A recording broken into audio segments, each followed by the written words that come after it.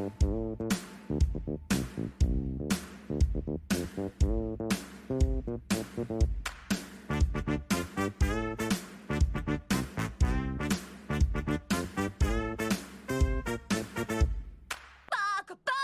everyone, welcome to the Weeb initiative. I'm your host, the Weeb. This is the show where every other week I'll be talking about anime, manga, and everything between.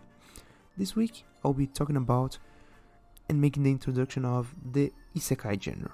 And to do that, I will be reviewing one of the most, let's say, esoteric entries on the genre, Youjo Senki, or the saga of Tanya the Evil. So before I even start, let's start with the disclaimers. The first one, this is pretty simple actually. Spoiler alert as always, but also this is one kind of a disclaimer for myself. In terms of introduction to a genre, I think Youjo Senki is not really the, let's say, the best example that represents most of the genre in general. Let's say it is pretty, let's say, advanced entry in the genre, but in terms of my personal tastes and the fact that I kind of have grown into having an aversion to Isekai, this is the one that I chose to review because it is actually pretty good. I think it's a really good entry, and in some cases I can actually stretch it in a way to demonstrate why this is an isekai that fits in the, let's say, the general model that it has come to be the, let's say, the standard isekai anime nowadays. That being said, these are basically the disclaimers. I will talk more about it when I get to my opinion, but easy to say that Isekai is something that permeates so much of the anime and manga environment nowadays that it's pretty much just oversaturated, without measuring too much things, but it is oversaturated. Everything nowadays, every season we have at the very least 1, 2, or even 3 isekais with different flavors, and most of them are really either forgettable or really bad. That being said, Youjo Senki is one that I think will stand the test of time and really is really good. So before I even start rambling anymore, let's get to the stats for the start. So Youjo Senki was originally light novel, more or less a novel really, published in the site Arcadia from 2010 to 2017, written by Carlos Zen. The light novel that was then the adaptation, published by Interbrain from October 2013. According to the Wikipedia article, it's still being published, but from what I can gather, the novel actually ended already. It has 12 volumes, and so let's just assume that the novel already ended serialization for the sake of this review. There's also the adaptation to a manga, and then the anime series made by, and this is one studio that I don't actually got to see much of their work. It seemed like they started their business and just the first thing they done is Youjo Senki. The studio is called Nut. The original run of the anime was from January 2017 to March 2017. It has 12 episodes. And then in 2019, from, if I'm not mistaken, there was a movie that it is the direct sequel to the anime. And then there is also the second season of the anime that is announced to be being worked on, but at this point in 2023, from what I could find, there's no actual date for it to come out. So I hope it's towards the end of the year, but at the same time, if it is on 2024, I would not be surprised. The thing is, and I should have said this on the disclaimers also, but I will be talking about the anime and for the first time in this whole show the movie, because the movie is actually canon. And let's just say that the rewatching the anime made such a big impression on me. I mean, after watching it the first time, I didn't actually get the story. After watching it the second time, now that I understand more or less what's happening, I felt compelled to watch the movie, because the movie is basically necessary to me to watch the second season anyways. So yeah, that's basically it. The movie has 1 hour 40 minutes, and it didn't actually feel much like a movie, like a standalone movie, let's say. It felt more like extended episode, if that makes sense. I mean, if you watch it, you get what I'm saying, but the thing that happens is just one battle, though it is, let's say, a whole arc that the anime would show in maybe more than 3 episodes. I know that 1 hour 30 is basically 3 episodes, but let's say for the sake of this review that the movie covers a bit more than 3 episodes worth of content. That's basically it for the setup of the anime and the movie. Moving on, let's talk about the story and why this is an isekai. So before I even start, let's start with what is isekai. Isekai in Japanese is another world. So basically, I mean, if someone actually ever watched anime at this point, I would think that it does not need an actual explanation, but just to me to explain it. Isekai is basically when a person from our world of Earth basically reincarnates or is transported into another world. For the most part, the Isekai genre has, let's say, gathered a few tropes that happen every time. And so basically I will be talking about how the tropes and Youjo Senki kind of meet together. So for the most part, isekai anime starts with the main character that is not exceptional. Generally, they are just normal people. They die and eventually get resurrected into this fantasy world. For the most part, they are actually fantasy worlds. That they're not really isekais that go into too many, let's say, normal worlds much like ours, but most of them are fantasy worlds with monsters and fantasy creatures, magic, and whatever. In this instance, Youjo Senki is one of the, let's say, more different ones, whereas our main protagonist, and I'm not talking about the in order of the episodes of the story, I will talk briefly, but basically the story starts with the first episode. Actually, it starts with we just seeing pretty quick, pretty brief, let's say, overview of the whole thing. The first episode is just a huge trench battle between two armies, and the one thing that stands out, our main protagonist is Tanya, and I will not get this right because for the, I don't know, second or third week in a row, names in German, I don't know German.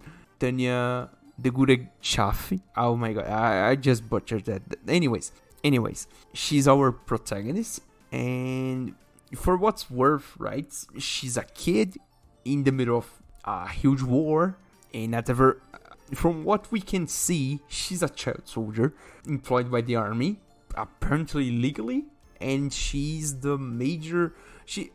So I do not know how military chains of command work in actuality, and given the way the anime works, she gets a lot of promotions, skipping a few levels. So for the sake of this review, I'm not really mention her rank, but let's just say she's the chief of the battalion, the division she's on. And from the first episode is basically this really briefing overview of the whole world setting. So apparently we are into were much like ours, but they are still fighting the First World War. So the First World War is basically beginning when we begin the anime, and for one difference that there's magic in the world and some technology that can convert this magic into basically flying energy. So there are troops that are mages and they can fly around the battlefield basically like flying infantry, and they can also, let's say, engage into buffing their weapons in order to improve their attack. So you can turn normal bullets into exploding bullets, anti-tank shells, anti-air kind of shots and whatever. And basically that's the first episode. We get to see this whole. The second episode is the one that actually starts the anime in itself, the whole story, because it's called Prologue, and really explains how Tanya has reached her current situation. So I don't actually remember if they even tell the name of the person originally, but it is a office worker, a man, our main protagonist. And he, first off, he's a cynical asshole and just really a terrible person, really. That being said, he is up there in the chain of command of a major firm. We don't actually get to see what the firm is about, what they work on, and whatever. But the one thing that starts the whole chain of events is when he pretty coldly fires a guy. So he fires one guy, and the guy is actually really emotional because the firing apparently was out of nowhere. And the way that he is fired is also pretty cold if you think about it. And basically the guy's fired, and sometime later, like the same day, our main protagonist is shoved into the front of a moving train by this guy that he fired. And at that moment, our main protagonist, in his cynical outlook on life, he reaches this conclusion that the whole, let's say, the whole humanity is wrong at the point that rationally there's no actually rational reason for him to die, and basically he doesn't understand emotion, let's say. Doesn't understand how people can be moved by emotion and do stupid stuff, moved by emotions and influenced by emotions. Basically that's it. That being said, when he reaches this outlook, time stops, and let's say an entity starts talking to him through the people that are around him. This entity is claimed to be God. He himself claims to be God, and our cynical protagonist obviously doesn't believe in God. So although he can clearly see that his situation is unprecedented for biological terms, he refuses to believe in a greater power outside of science. And here I have to give a little note. I will not be talking about religion in this review. The thing about the anime is it comes down to a question of both faith and understanding the human nature of being moved by emotions most of the time. I'll get to that, but basically that's the thing is, I will not question religion or whatever here. Now, getting back to it. So this entity comes to the guy and basically says, due to the fact that you do not believe in God, or believe in me for that matter, you will die now and not be reincarnated. So they start debating this, whether or not he should be reincarnated. And at some point he comes up with, if I went into such a dire, the only case that I would believe in a greater power is if I came into such a dire situation that I would need to have hope, have faith into a bigger power. And so it comes out to basically to get this a bit shorter.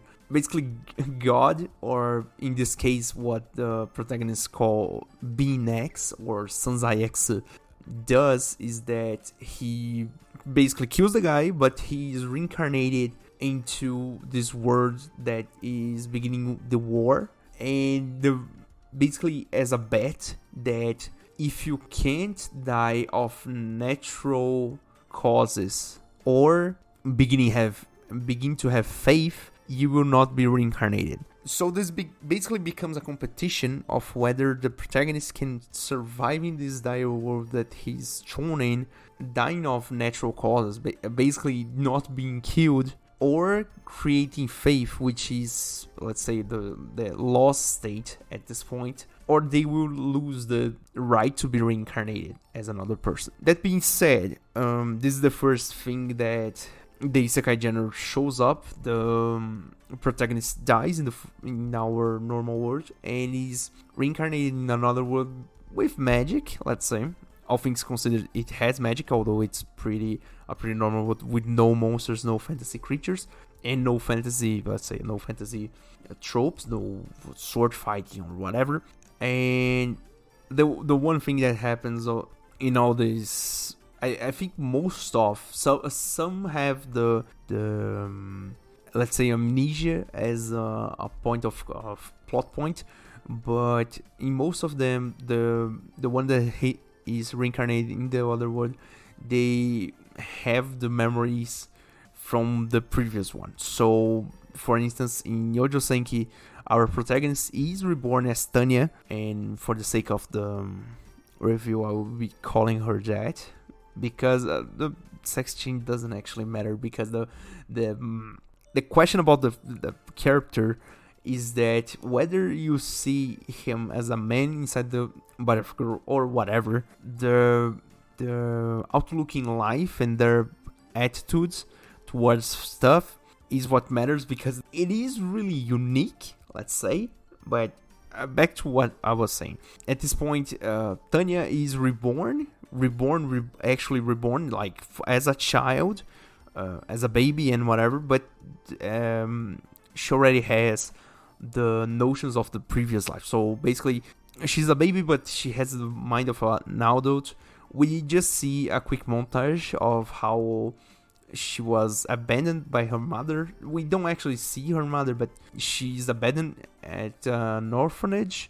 She lives in the orphanage for some time, and at some point, the military of this world, she basically is reborn into Germany before the First War, and I know what this might, let's say, lead to thinking if you never watched the anime, but clearly they would not show what, let's say, what might be against TOS. And for the sake of this review, I will remind you, the First World War didn't have the presence of what against the TOS, because I think the party was consolidated in 1931, like a few 10 years after the First World War ended.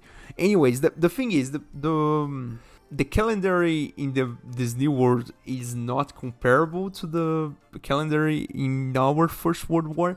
The concepts are similar, but the dates and the things that happen, they do not really share much stuff at all. The thing is, right, so from what we can gather, until like the year 2090, the world history is the same from our world, so they still have records from Rome and Greece, and ancient Rome, ancient Greece, and the whole, let's say, pre-modern history, same as ours, but their modern history is a bit different.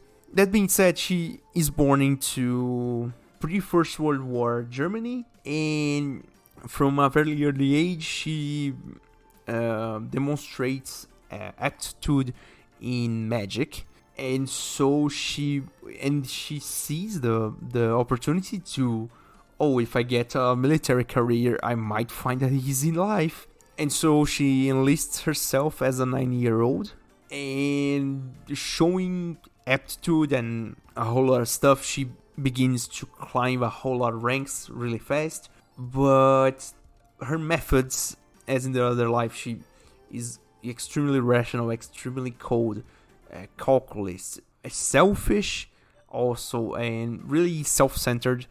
She begins to show off her what they deem as cruelty in the military. And so one of the first things that happen, that is told by one of the support characters, one of the, let's say, one of her bosses, one of the lieutenant colonels of the operations division, is that she basically bangs up a cadet really hard, to the point that she even breaks a wall and makes a whole scene in the training facility. But the thing is, right, she already started climbing up the ranks, and also she's known for her, let's say, extreme methods.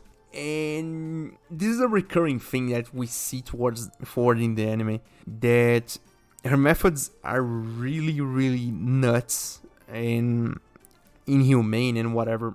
But this comes back to the fact that the person in the first life was that way, but in a corporate environment. So we don't actually get to see it what he was when he was in this first world. But as Tanya, we see he being a drill sergeant, let's say.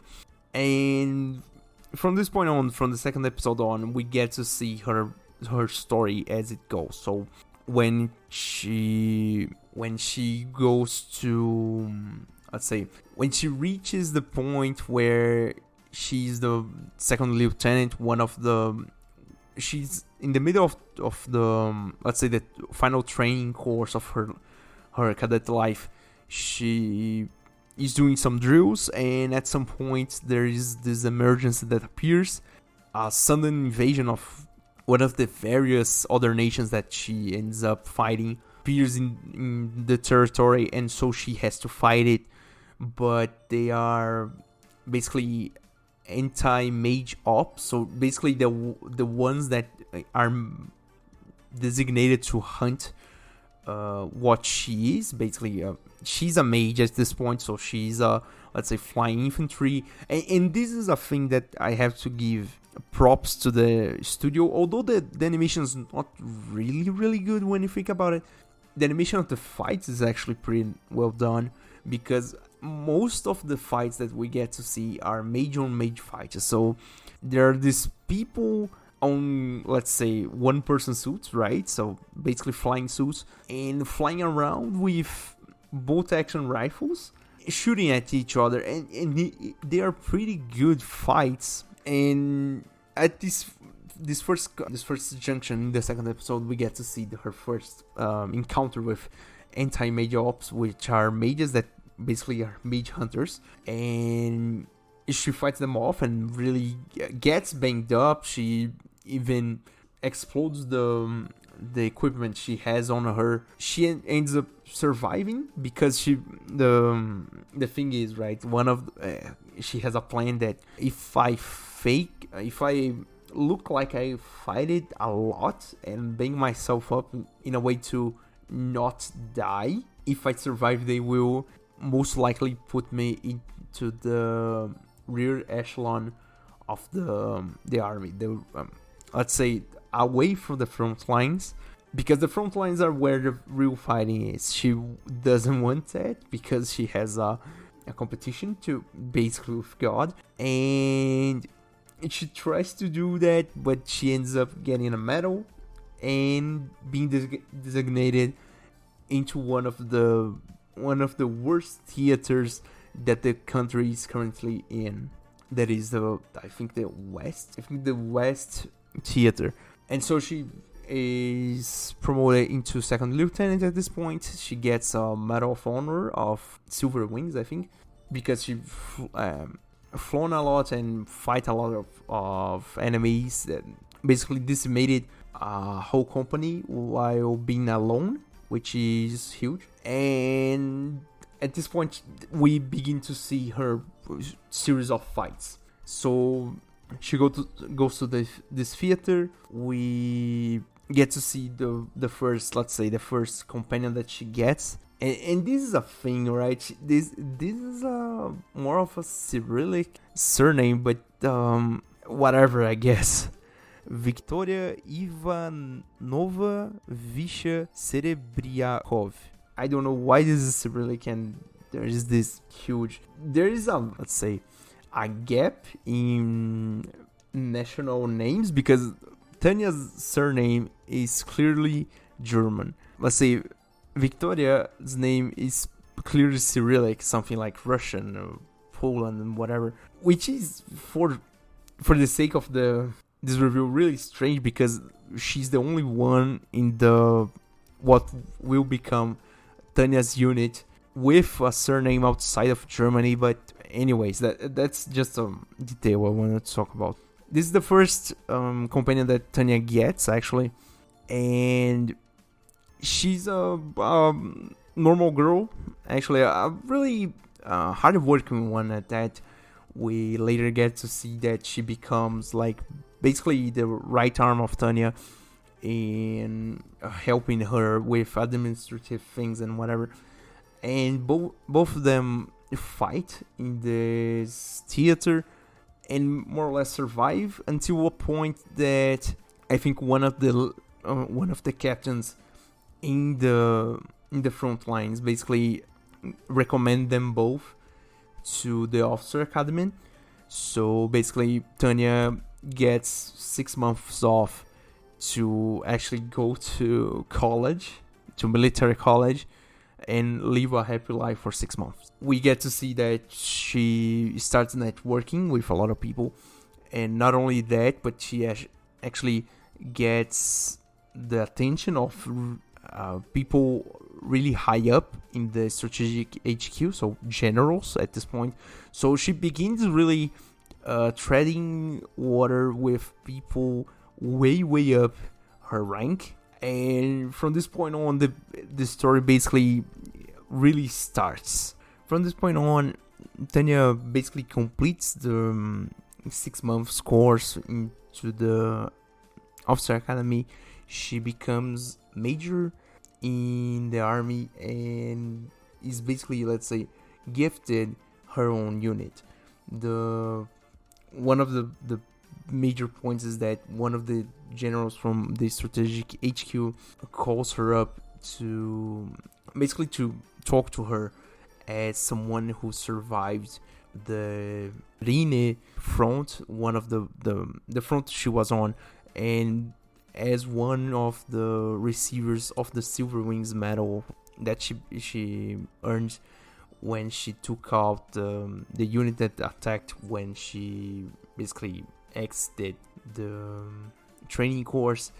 They talk to her, and her, as someone who lived in our world, she recalls that the First World War actually didn't begin as a world war. It eventually began as a world war when Germany, for that matter, actually started, let's say, trying to expand her territory and showing, let's say, really good sense of foresight and insight of the battles and whatever. She explains this idea of a world war to someone who had not yet known that we can see that this notion we have about the world wars and whatever is something that this world she gets herself into is really a new concept. And in doing that, the strategic HQ, with this plan of trying to win the war and make, let's say, a mobile unit to string in forces in multiple fronts and whatever, they basically grab her as the commander for this unit and basically gives her permission to recruit people and whatever. And this is the first point where we see this trend that happens, that the more she tries to live a peaceful life and be and be chosen to go into the rear, away from the front lines, the more she tries to resist it, the more the army, the circumstances push her forward into the front lines again and again.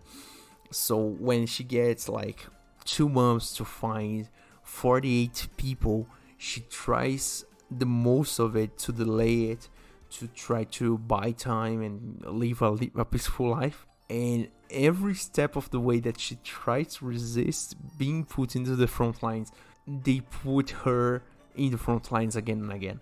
And the character really starts to unravel at this point, because she becomes really pissed, and it's really funny.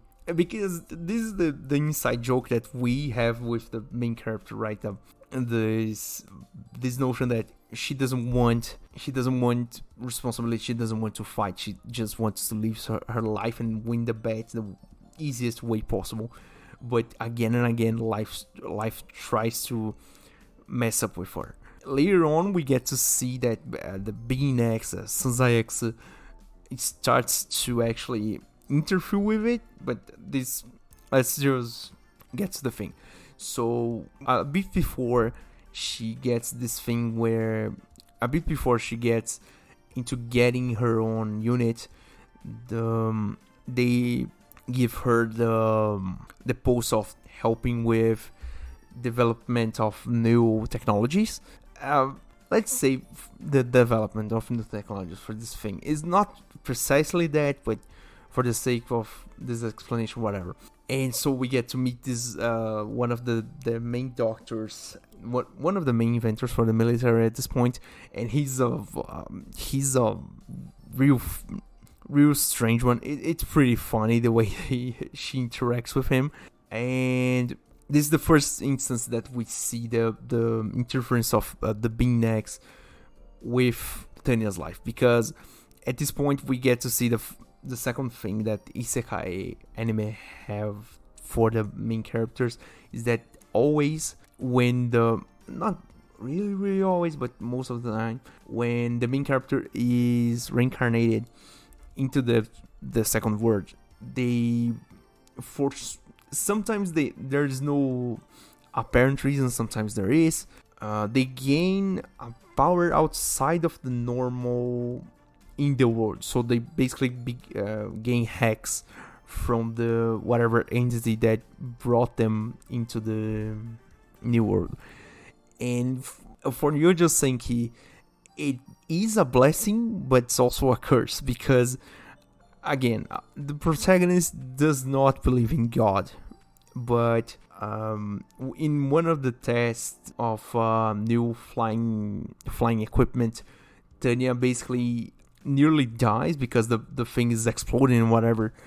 And Sansai X stopped one of the explosions. It basically says, "I have blessed your equipment. The thing is, every time you use it, you have to pray for me, because otherwise it will kill you.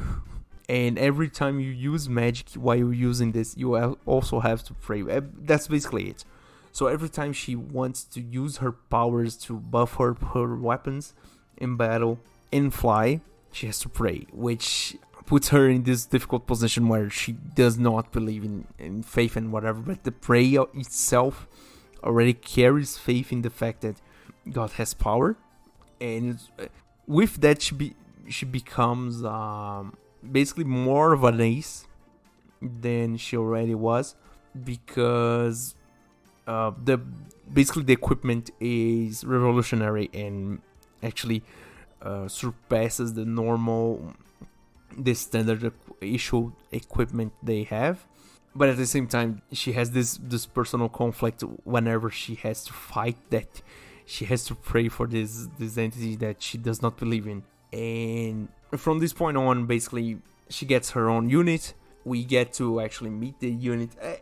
At the beginning, the characters are not really well placed, well differentiated, but from the multiple exposures we have to them, we eventually get to meet most of them. We get only to actually meet the lieutenant's directly under Tanya, so she has basically, I'll mess this up, but she has a whole company under her, and so these are the lieutenants that are the commanders of each platoon, each of the, I don't know if you call it a platoon or a comp.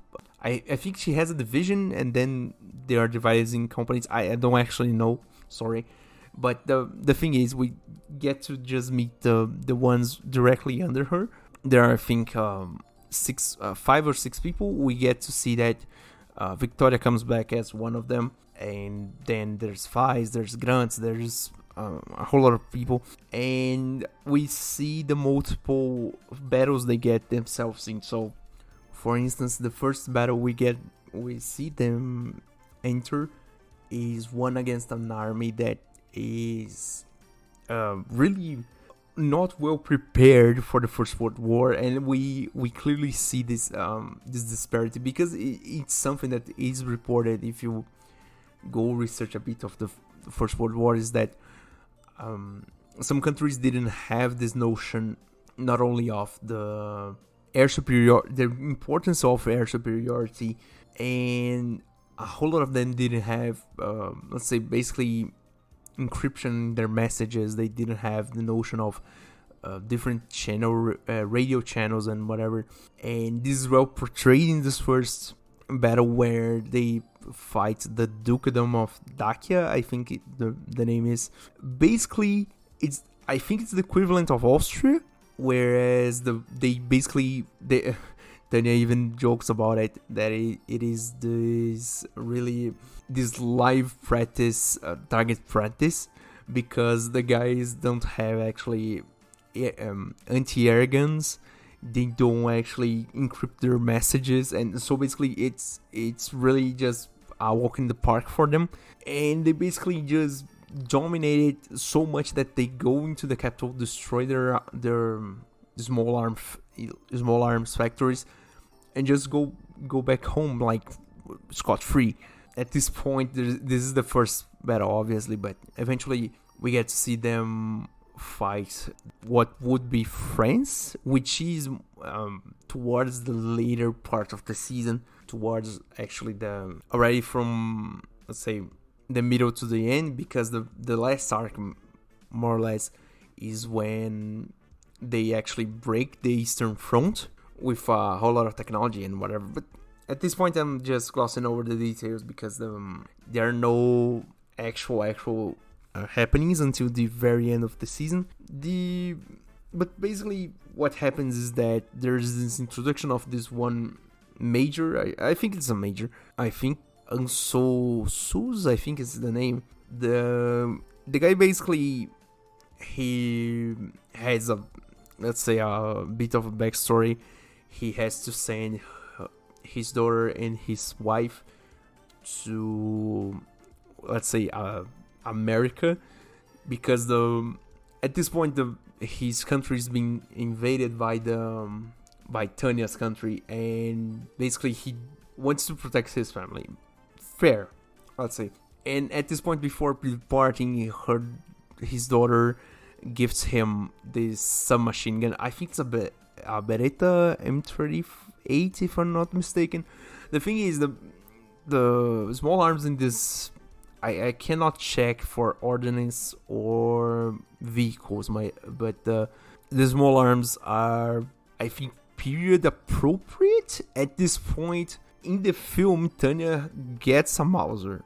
Let me just say that the C96 Mauser, which is pretty nice to see. But anyway, back to what I was saying. The first time this guy actually sees Tanya is in one of the previous battles, that she basically destroys his whole unit, but he gets impeded from fighting because one of his fellow mages hold him back.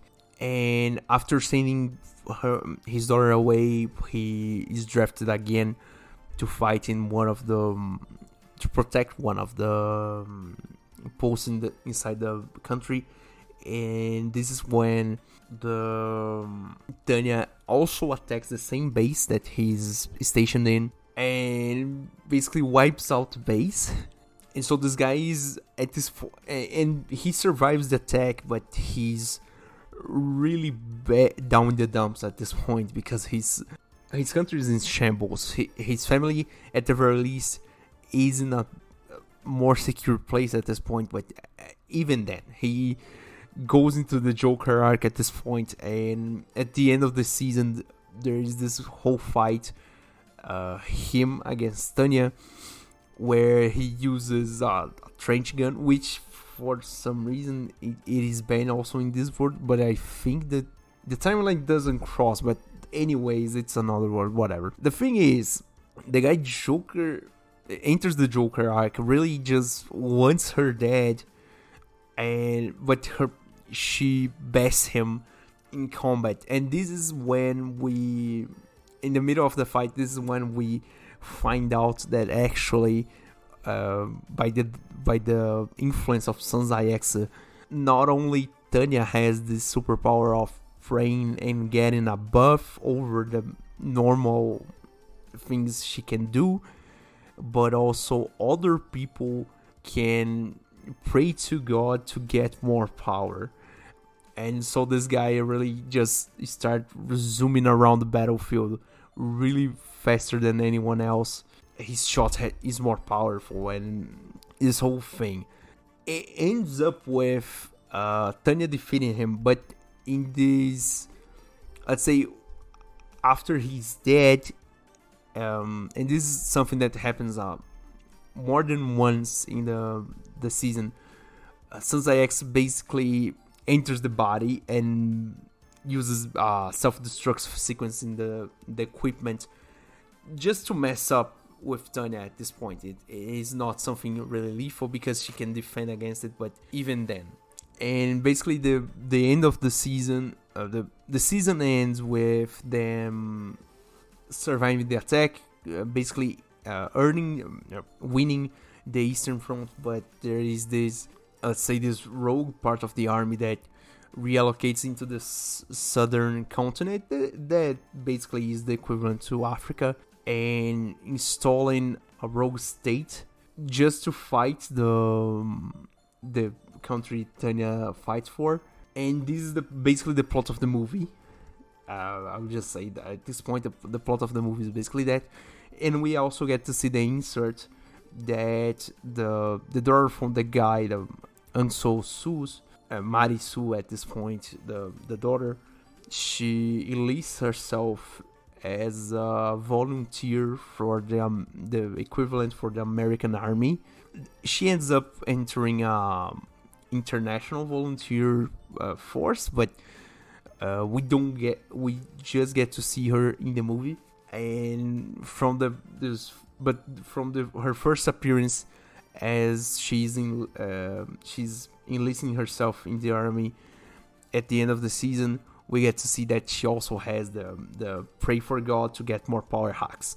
The movie basically, just to go briefly about the movie, we get to see the really quickly this first battle where they enter the desert in the southern continent. Just Tanya and her unit, her boys, go there, wipe the guys out, and be done with it. Return to home, and when she actually thinks that she will get like a vacation for once, they go straight for the airport, from one plane to the other, coming back from the desert, going straight to the mountains of, let's say, Russia, to fight in the cold.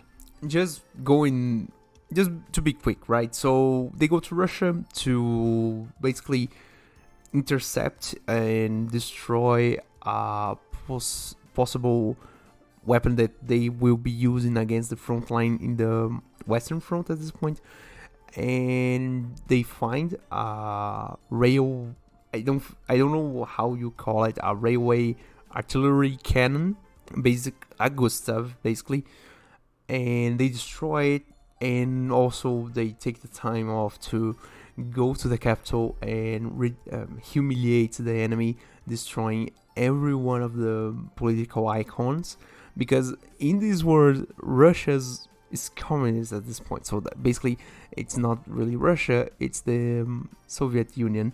But and the movie does not hold back, and I think the anime won't either. They don't hold back slandering communists at this point, even to the point that one of them just starts.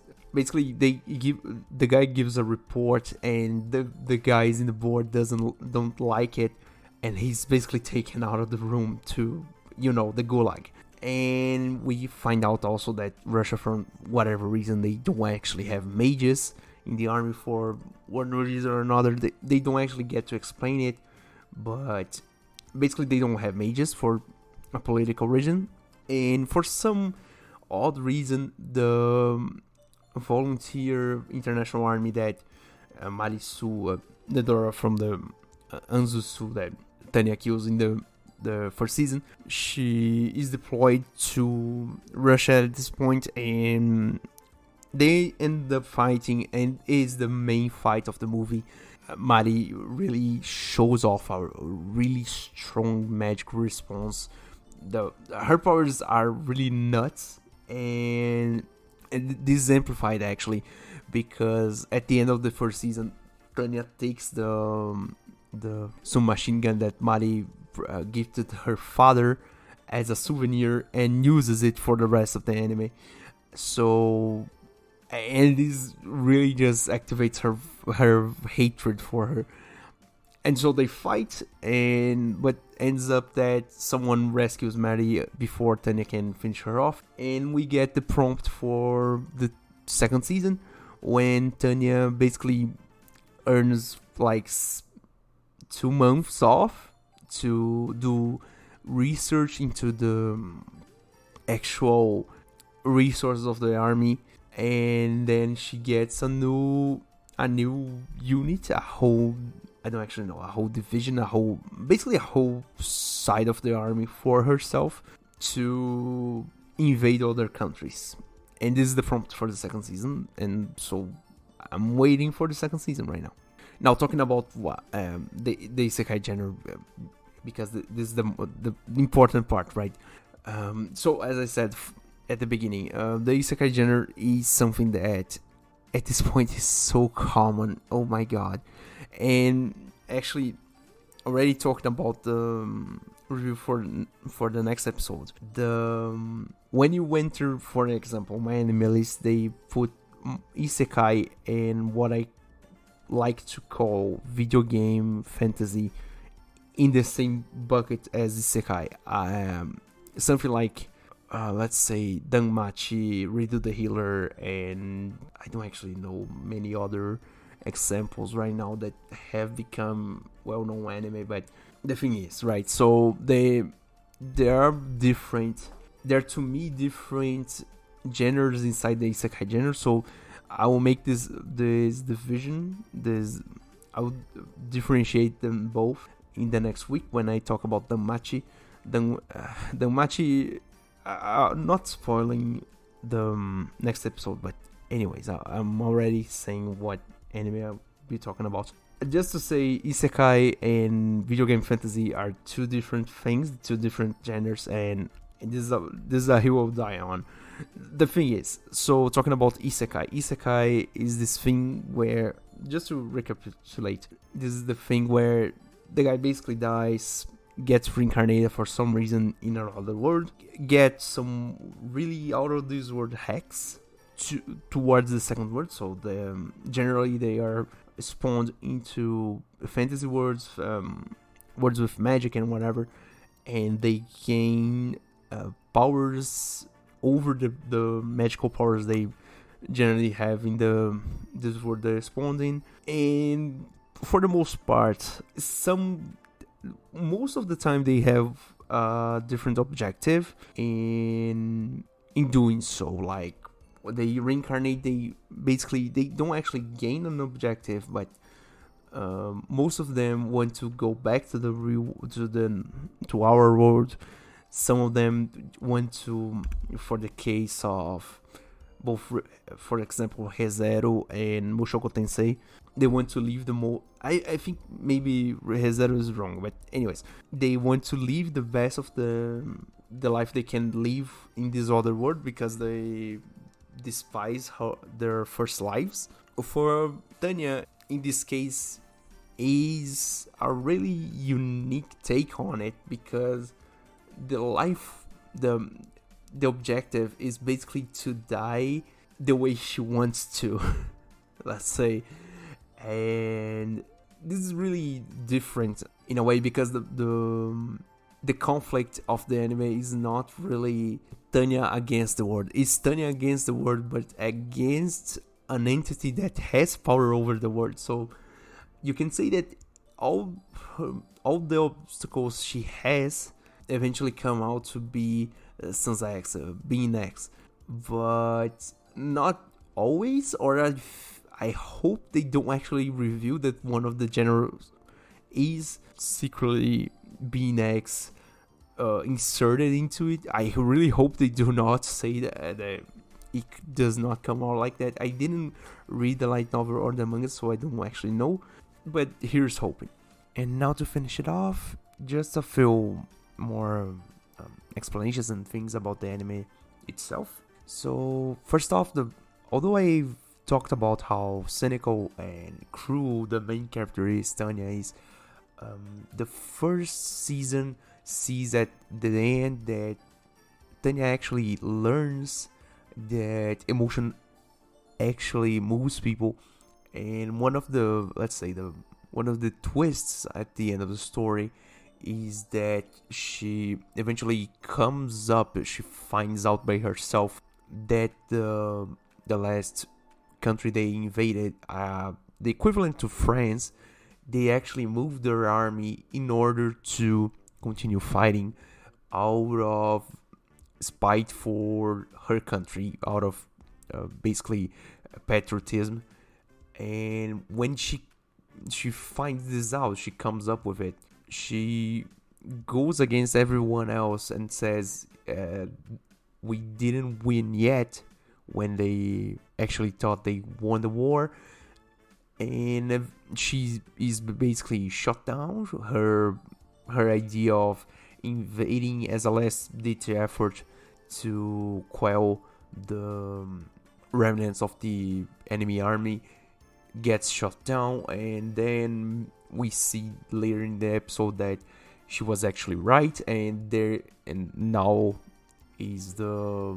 there is this whole insurgent army, more or less, this rogue state against her country, which is the guys who got installed in the desert, and which prompted the movie, and we see their defeat at the beginning of the movie. That being said, we see that although the story is not conventional in many ways, there is this journey of the hero, let's say, this change inside of Tanya as the time passes.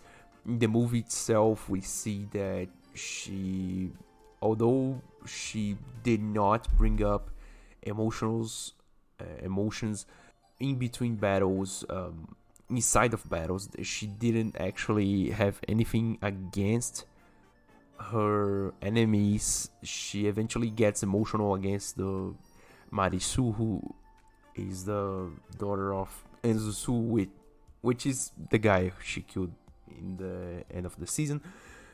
That being said, she is still pretty cruel, all things considered, and as they say, high and low points. We have high and low points, and we have the average. The average of Tanya is being pretty cruel and cynical, so whatever.